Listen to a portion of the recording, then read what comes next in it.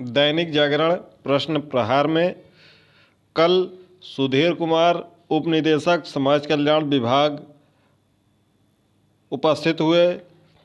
उनसे कई छात्र छात्राओं ने व कई नागरिकों ने अपने स्टेटस के बारे में संपर्क किया, जिसमें वृद्धावस्था पेंशन से लेकर छात्रवृत्ति तक की बात की गई। कुछ अंश हैं जो कि कल बातचीत की और वह आज दैनिक जागरण न्यूज़ पत्र में प्रिंट मीडिया के माध्यम से सामने आया है। हेडिंग है, छात्रवृत्ति से वंचित विद्यार्थी न हो परेशान, जल्द मिलेगा आवेदन करने का मौका। नमस्कार दोस्तों, आप सभी का स्वागत है आपके अपने YouTube चैनल प्रयागराज एजुकेशन पर।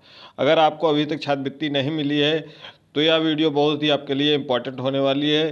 ख़ास तौर पर जिनका भी किसी भी प्रकार से छात्रवृत्ति का स्टेटस पेंडिंग में है या अन्य कोई कारण है, इसमें से कई कारण हो सकते हैं, जिसमें से कुछ कारण इसमें दिए गए हैं, जिसके माध्यम से आपको समझ में आ जाएगा कि आपकी छात्रवृत्ति अब आएगी या नहीं आएगी।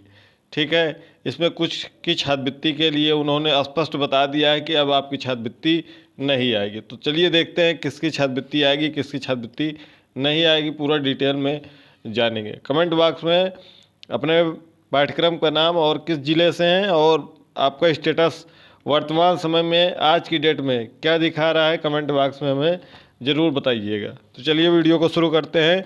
इसमें से हम केवल उसी प्रश्न को देखेंगे जो कि छात्रवृत्ति से संबंधित है, जो वृद्धावस्था पेंशन या विधवा पेंशन से संबंधित है, उस प्रश्न को नहीं देखेंगे। तो चलिए शुरू करते हैं। यहाँ पर लिखा हुआ है कि समाज कल्याण विभाग की ओर से चलाई जा रही छात्रवृत्ति योजना हो या वृद्धावस्था पेंशन, इसका लाभ पाने के लिए तमाम लोग भटक रहे हैं। ऑनलाइन आवेदन करने के बाद कई महीनों से तो कोई सालों से बैंक ब्लॉक विकास भवन के चक्कर लगा रहा है। गुरुवार को दैनिक जागरण के प्रश्न प्रहार में समाज कल्याण विभाग के उप निदेशक सुधीर कुमार ने ऐसे ही फरियादियों की पीड़ा और समस्या सुनी, उनको शिकायतों को दर्ज किया और निस्तारण का भरोसा दिया। पिछले वर्ष छात्रवृत्ति के आवेदन से वंचित रह गए विद्यार्थियों को में उम्मीद की लौ जगाई। डीडी ने यह कहा कि ऐसे विद्यार्थियों को परेशान होने की ज़रूरत नहीं है, जल्द ही योजना का पोर्टल फिर खोला जाएगा। यहाँ पर लिखा हुआ है जल्द ही योजना का पोर्टल फिर खोला जाएगा। जैसे कि हमने पिछले 2-3 वीडियो में बताया है कि आपका पोर्टल पुनः खुलेगा। अब किसको लाभ मिलेगा, इसमें भी कई चीज़ें उन्होंने स्पष्ट की हैं और छात्र छात्राओं को छात्रवृत्ति का लाभ मिलेगा। प्रस्तुत है बातचीत के कुछ अंश। चलिए देखते हैं कौन कौन से प्रश्न कहाँ से किसने पूछा है। सबसे पहला प्रश्न आया है छात्रवृत्ति से संबंधित जो है वह आया है कि पिछले सत्र में छात्रवृत्ति के लिए पंजीकरण कराया था। पिछले सत्र मतलब वित्तीय वर्ष, ठीक है, 2025-26 जो 31 मार्च को संपन्न हो चुका है। वित्तीय वर्ष बीत जाने के बाद भी आवेदन की स्थिति लंबित दिख रही है। आवेदन की स्थिति लंबित का मतलब है कि आपका DWO से अगर पेंडिंग है, कहाँ से, DWO डिस्ट्रिक्ट वेलफेयर ऑफिसर वाले कॉलम में अगर आपका पेंडिंग दिख रहा है। ये प्रांजल गौड़ का प्रश्न है, सिविल लाइन से पूछ रहे हैं, तो उन्होंने क्या उत्तर दिया है उसका। अगर आप कभी DWO से पेंडिंग है तो आप भी अपना ये अब समझ लीजिए कि लिखा है कि हो सकता है कि आवेदन के समय कोई दस्तावेज कम लगा हो। अगर कोई कमी नहीं है तो छात्रवृत्ति मिलेगी, थोड़ा वक्त भले लग सकता है। यानी अगर जिनका DWO से पेंडिंग है उनको छात्रवृत्ति हर हाल में मिलेगी। जैसा कि हमने बताया भी था कि राज्य मंत्री जी ने ट्वीट के माध्यम से बताया था कि कई पेंडिंग वालों को छात्रवृत्ति दी जाएगी। अब कब तक पोर्टल खुलेगा अभी इसकी एग्जैक्ट जानकारी नहीं मिली है। अगला प्रश्न आया है कि BSc प्रथम वर्ष का छात्र हूँ, छात्रवृत्ति के लिए आवेदन किया था लेकिन लाभ नहीं मिला। सौरभ मोबाइबा से प्रश्न पूछ रहे हैं। इनका उत्तर है कि सबसे पहले आवेदन का स्टेटस देख लें। स्टेटस अगर सभी जगह से अप्रूव्ड है तो कुछ करने की ज़रूरत नहीं है, छात्रवृत्ति मिलेगी। सब जगह से अप्रूव्ड मतलब अगर आपका DWO से भी वेरीफाई है, ठीक है, हर जगह सब कुछ अप्रूव्ड है तो छात्रवृत्ति मिलेगी, ऐसा इनका कहना है। ठीक है, तो आपको परेशान नहीं होना है। कब मिलेगा इसकी जब जानकारी आधिकारिक रूप से शासनादेश पहले आता है, फिर उसके लिए पोर्टल खुलता है, फिर छात्रवृत्ति जाके आती है, तो लगभग शासनादेश आने के 1 महीने बाद छात्रवृत्ति मिल पाएगी। तो अभी आज की तारीख में अगर हम देखें तो 1 महीने अगर शासनादेश आज की डेट में आ जाता है तो 1 महीने कम से कम लगेंगे, यानी कि आपकी छात्रवृत्ति कुल मिलाकर कहें तो जून के पहले नहीं आने वाली, क्योंकि शासनादेश इतनी जल्दी नहीं आता है। तो जून तक आपको इंतजार करना होगा, शासनादेश का इंतजार करना होगा। अगला प्रश्न है कि छात्रवृत्ति का फॉर्म भरा था लेकिन छात्रवृत्ति नहीं मिली, बाद में पता चला कि बैंक खाता आधार से लिंक नहीं था, अब इस कमी को दूर करा लिया है, क्या लाभ मिल सकता है?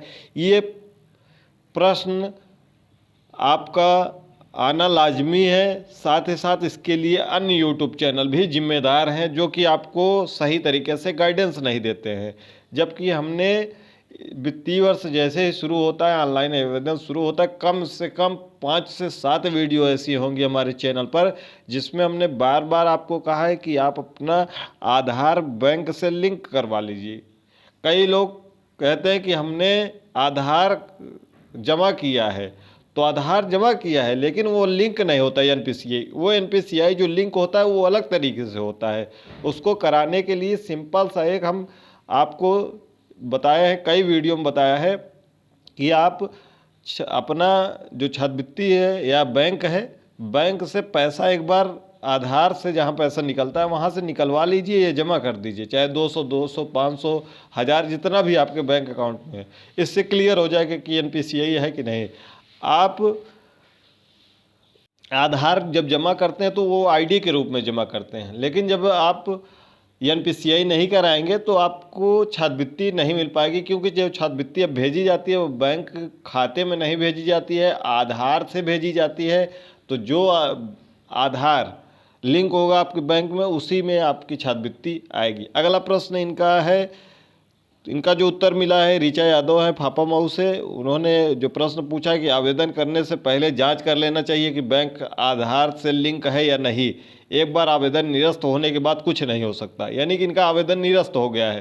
तो जिनका आवेदन रिजेक्ट हो गया है उनका अब छात्रवृत्ति आने की संभावना न के बराबर है। खास तौर पर जिनका रिजेक्ट हुआ है, पीएफएमएस पर रिजेक्ट हुआ है, UID is disable for DBT ऐसा लिखा है, UID never enable for DBT ऐसा लिखा हुआ है, तो इनकी छात्रवृत्ति नहीं आने वाली है। जैसा कि सर ने बताया है उस हिसाब से आपकी छात्रवृत्ति नहीं आने वाली है। लेकिन आप अपना बैंक खाता आधार से लिंक करवा लीजिए, यानी कि एनपीसीआई करवा लीजिए और एक बार पैसा ज़रूर निकाल लीजिए। अगर शासनादेश में ऐसा कोई निर्णय आता है कि एनपीसीआई जिनका रिजेक्ट हो गया था उनको भी छात्रवृत्ति मिलेगी तो आपकी छात्रवृत्ति आ सकती है, तो आप करवा लीजिए। मिलेगी तो ठीक है, नहीं मिलेगी तो अगले वर्ष के लिए आपको असुविधा नहीं होगी। अगला प्रश्न आया है इनका, एलएलबी का विद्यार्थियों पिछले साल छात्रवृत्ति मिलती थी, इस बार भी आवेदन किया लेकिन स्टेटस में लंबित दिखा रहा है। इनका भी यानी DWO से पेंडिंग है, तो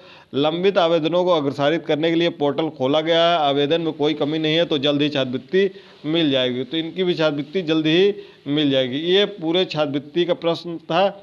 एक प्रश्न और आया है जैतवाड़ से है गुंजन का कि बीएससी प्रथम वर्ष का छात्र हूँ, छात्रवृत्ति के लिए आवेदन किया था, ऑनलाइन स्टेटस बता रहा है कि छात्रवृत्ति आई थी और वापस भी चली गई। अब क्या कारण था वो बैंक से जाकर आप पता करेंगे तो पता चलेगा। यहाँ पर लिखा हुआ है कि छात्रवृत्ति क्यों वापस गई, या बैंक से पता चलेगा। तो अपना अगर DWO से पेंडिंग है, DWO से अगर आपका फाइनल है सब कुछ तो आपकी छात्रवृत्ति मिल जाएगी। अगर आपका किसी कारण से रिजेक्ट कर दिया गया है, खासतौर पर 55%, 60%, बिलो 60%, एड आफ्टर 30 सितंबर या अप 10% लेस देन 50%, या अफिलेशन आफ्टर 30 सितंबर, या फिर ITI हाई स्कूल के करने के 6 साल के बाद तो छात्रवृत्ति नहीं मिलेगी। यह सब कारण है जो छात्रवृत्ति नहीं मिलेगी।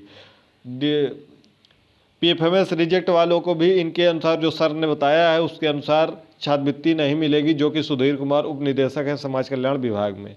देखते हैं आगे क्या होता है। जैसा कि कोई शासनादेश आ गया सबसे पहले इस यूट्यूब चैनल पर आपको पूरी जानकारी मिल जाएगी, तो चैनल को सब्सक्राइब करके नोटिफिकेशन ऑन कर लीजिए ताकि हर एक जानकारी मिलते रहे। मिलते हैं अगली वीडियो में। जो भी होगा कमेंट बॉक्स में बता दीजिएगा किस डिस्ट्रिक्ट से है और स्टेटस क्या शो हो रहा है, कमेंट बॉक्स में पूछ लीजिएगा, हम उसका आपको रिप्लाई दे देंगे। मिलते हैं अगली वीडियो में।